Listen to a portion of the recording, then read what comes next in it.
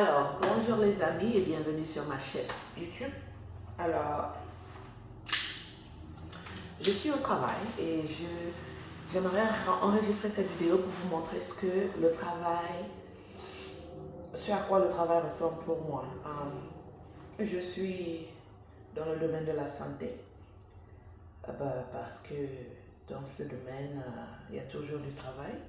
Tu ne chômes pas. Tu peux changer de province comme tu veux et tu ne vas pas être au chômage dans le domaine de la santé parce que les employés sont toujours recherchés. Et même si tu es à un endroit de travail qui ne fonctionne pas vraiment pour toi, tu peux quitter et partir dans un autre endroit. Donc j'aime beaucoup la flexibilité que le domaine de santé offre à tout un chacun, mais il faut aussi réaliser que c'est un domaine vraiment risqué. Risqué parce que au Canada, il y a des numéros qu'on appelle en anglais registry number. Donc c'est comme un numéro où il y a, comment je vais interpréter ça? Partout où tu travailles, tu dois présenter ce numéro. C'est un numéro qu'il tape et il voit l'historique de ton travail. Donc, si tu as été puni au travail ou si tu as été suspendu au travail parce que tu as mis la vie d'un patient en danger, ça va refléter oui, sous ton numéro et ton employeur peut décider à that point de ne pas t'embaucher. Donc, c'est un domaine très risqué parce que déjà, il y a beaucoup de nouvelles aux States, aux États-Unis, sur des personnes qui travaillent dans le domaine de la santé et qui ont eu leur licence suspendue. C'est très risqué. Donc, c'est vrai qu'il y a beaucoup de boulot dans ce domaine, mais il faut faire très attention. Quelqu'un comme moi, je travaille beaucoup de shifts, que des fois tu es fatigué au boulot, mais tu ne peux pas te permettre de mettre la vie d'un papa, d'une maman en danger. Il ne faut pas le faire. Tu n'aimerais pas aussi que quelqu'un mette un membre de ta famille en danger. Donc n'expose pas le papa de l'autre ou la maman de l'autre au danger. Donc là, je suis en break, c'est ma période de pause et j'ai décidé de venir vous parler un peu et vous raconter ce que ma journée est. Donc je me réveille des fois à 7 h du matin. Non, pas 7 h, je dois être au travail à 7 h. 7 h à 15 h, des fois je travaille double, donc je fais aussi de 15 h à 23 h. Mais quand tu travailles de 7 h du matin à 23 h, tu te rends compte que toute ta journée est finie, quoi. Tu ne peux rien faire parce que de 7 h à 23 h, tu es au boulot, tu retournes à la maison dormir et avant que tu ne le saches, il est matin et la retourne, il faut encore recommencer à zéro. Mais les jours où je ne travaille pas double shift, je travaille de 7 h à 15 h ou de 15 h à 23 h. Alors, je me réveille 1 heure avant de venir au boulot, des fois 2 heures, ça dépend. Je me réveille, je me lave, brosse les dents, tu apprêtes. Des fois, la nuit d'avant, tu peux faire ton déjeuner si tu manges au boulot parce que tu n'es pas permis à manger la nourriture des résidents. Donc, tu pré-pack ton lunch, tu apprêtes ton déjeuner ou ton petit-déj et tu viens manger ça pendant ta période de pause. Je suis censée manger maintenant, mais je n'aurai pas d'autre moment pour vous parler. Donc, je décide de faire cette vidéo maintenant. Je vais manger après, j'ai pas faim, anyways. Donc, c'est ça. Donc, je viens au travail. J'habite à peu près 15 minutes. Donc, je quitte la maison peut-être 6 h 30 et j'arrive ici, 7 h, tu clock in. Et tu sais, des fois, si j'ai un conseil à vous donner dans le domaine de la santé, c'est de beaucoup prier. Priez parce que vous vous rendez compte que les gens viennent au travail avec différents esprits. Donc, je viens ce matin, je suis la seule sur mon wing, sur mon côté, et j'ai 27 patients. y a une dame qui sert à la cuisine, il y a une dame qui s'occupe du ménage. Celle-ci, elle vient se plaindre, ça là ne marche pas comme il faut faire ci, il faut faire ça. La dame de ménage vient se plaindre, il faut. Et moi, des fois, pour bloquer toutes ces énergies négatives-là, Seigneur, prends contrôle. Et tu leur dis qu'aujourd'hui sera une très belle journée, ne vous inquiétez pas, ça va aller. Ça, c'est l'attitude que je suis obligée d'avoir parce que c'est pas facile. Les passions pour lesquelles tu t'occupes, eux aussi, ils ont leurs esprits. Ils ont leurs esprits. Hein? Donc, on va prier. On va prier vraiment que la journée se passe bien et que nous sommes à mesure de donner les médicaments et bien nous occuper de nos patients. Alors, à 9h du matin, des fois, tous les résidents sont déjà debout pour manger. Certains d'entre eux aiment dormir, mais les gens là, ils sont vieux. Il faut les laisser dormir. Ils ont travaillé toute leur vie. Là, c'est le moment de repos. Hein? C'est repos. Ils ont 80 ans, plus 90 ans. Il y a une dame là qui a 100 ans, elle est toujours pépé comme ça. Là. Elle est chaude. Elle est très chaude. Mais bon, donc on donne les médicaments. Après, certains d'entre eux retournent dans leur chambre.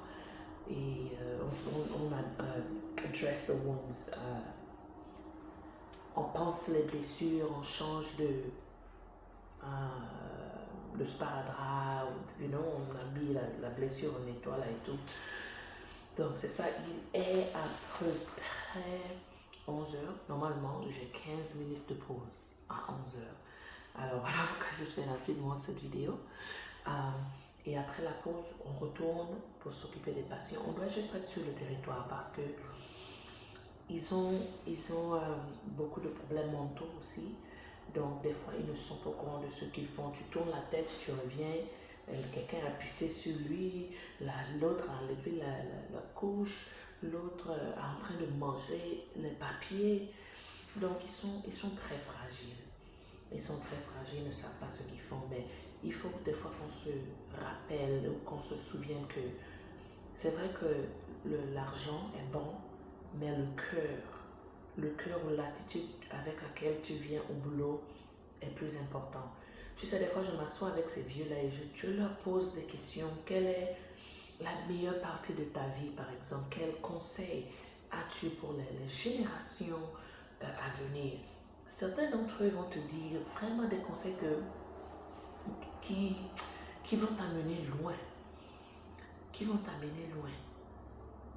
Qui vont t'amener loin. Oh my God. Je me souviens d'une maman. Je me suis occupée d'elle et elle pleurait. Elle pleurait dans la douche. Je dis, mais maman, tu pleures pourquoi? Elle était tellement triste parce que elle dit que mais tout ça là, j'arrivais à faire ça moi-même. Que je suis devenue faible comme ça là quand? Et elle a commencé à prier pour moi, prier pour moi. Oh les amis, j'ai pleuré, je me suis mise à genoux, j'ai dit Seigneur, c'est la raison pour laquelle je fais ce boulot-là. Pour aider quelqu'une qui ne peut pas s'aider eux-mêmes.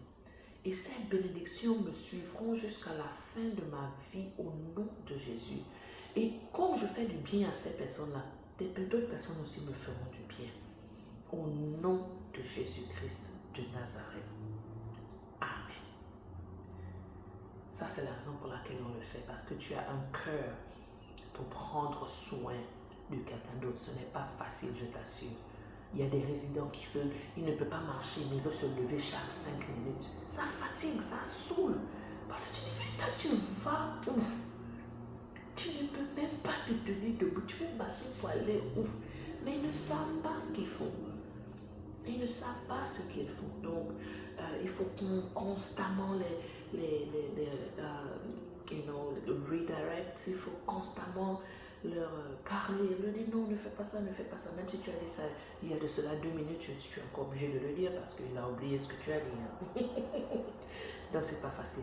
C'est un travail dans lequel il faut beaucoup de patience. Il faut beaucoup de patience. Il faut le cœur, il faut la prière. Il faut vraiment la prière parce que les esprits que j'ai mentionnés au départ, là, ils sont vrais dans ce boulot. Hein. Il y a beaucoup. Et tu sais, en Afrique, on ne connaît pas beaucoup les problèmes de maladie mentale, là. Donc, on attribue tout au mauvais esprit. Ce n'est pas toujours le cas. Il y a des moments dans la vie où le cerveau ne se développe pas comme il faut. Alors, il y a quelques boulons qui manquent là. Ce n'est pas spirituel, mais Dieu peut guérir et il peut restaurer, il peut tout ça. Ça, là, je ne discute pas.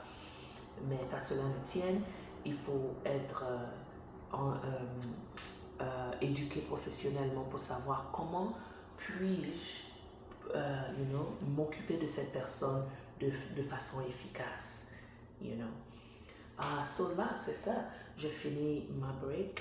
Je vais upload cette vidéo. C'était juste un petit coucou de comment ma journée se passe. Si vous voulez voir plus, alors je n'hésiterai pas à vous raconter encore plus et même enregistrer toute une journée pour voir ce que je fais, quoi. Mais c'est ça. C'est ça. Alors, si vous ne vous êtes pas encore abonné à ma chaîne, dépêchez-vous. On peut parler de salaire prochainement. On peut parler de différents types de métiers dans le domaine de la santé. Parce que je sais que le Canada recherche maintenant. Et c'est pour faire beaucoup de boulot que les Canadiens eux-mêmes ne veulent pas faire. Ça dépend. Des fois c'est bon, des fois c'est pas bon, des fois ça saoule. Mais une chose très importante que j'aimerais vous dire avant de partir, c'est que si tu travailles dans le domaine de la santé, s'il te plaît, je t'en supplie, prends soin de toi aussi. Parce que tu ne peux pas être malsaine ou malsain et bien t'occuper des autres. Non. You need to take care of you. So you are able to take care of somebody else too. Je dois être bien portante. Si je suis malade là, je ne peux pas faire ce que je fais là, non. Donc, il faut bien t'occuper de toi, de ta santé mentale, de ta santé physique. C'est très important. Il ne faut pas jouer Superwoman pour se lever. Quelqu'un qui a 200 kilos, c'est ton dos que tu as cassé. Il ne faut pas faire ça. Il ne faut pas faire ça. Est-ce que tu as compris? Alors, c'était un plaisir de te parler aujourd'hui. Prends soin de toi et à la prochaine. God bless you.